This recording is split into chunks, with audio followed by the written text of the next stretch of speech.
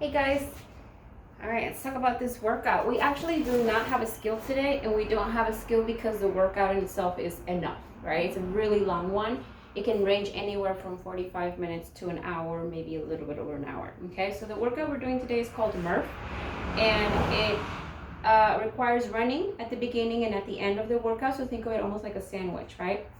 But all the stuff in the middle is a pretty big reps, okay? So we're gonna start off with a 1 mile run.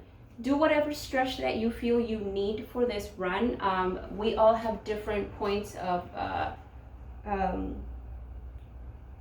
maybe, what's the right way to say it?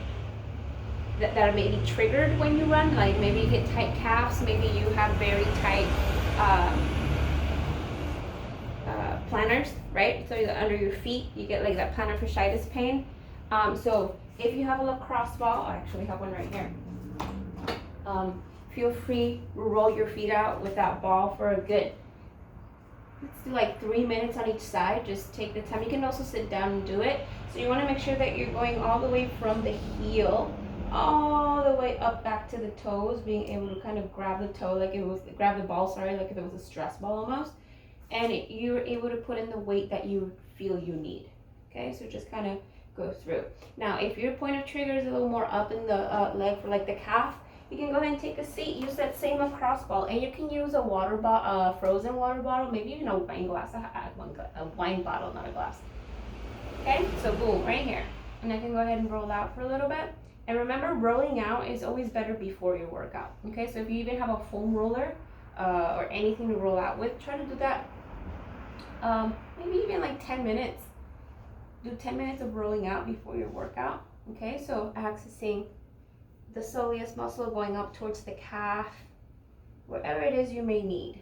Okay, if you start cramping up during your workout, that most likely means you're dehydrated. Okay, so also make sure that don't go drink a gallon of water now, but just know that if you are cramping during your workout, it's a big sign of dehydration. Okay, so make sure you replenish at some point. So these are good points for you guys to roll out and work on before workout.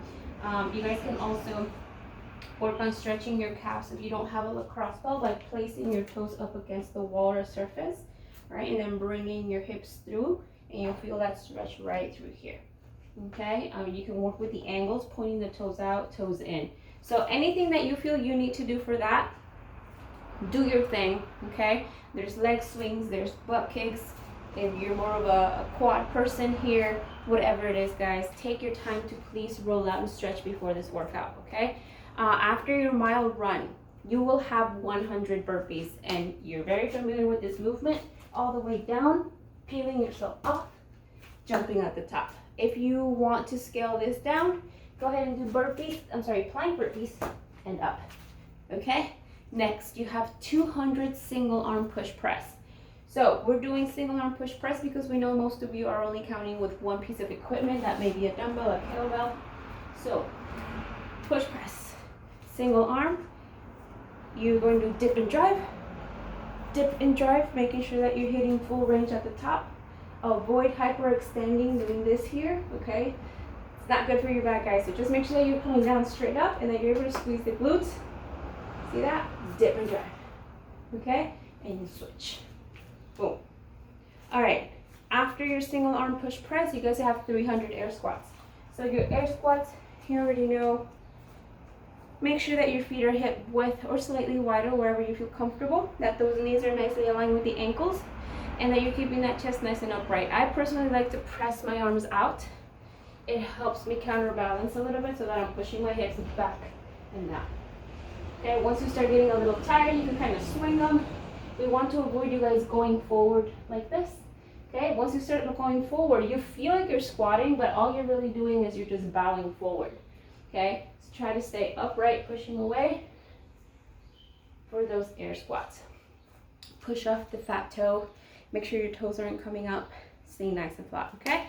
And then after your 300 air squats, you have a mile run. So now, the options here is you can do it as is, right? This is a fire breather with a weighted vest. Or you can do it without the weighted vest and do it as is for RX, so you don't partition the reps.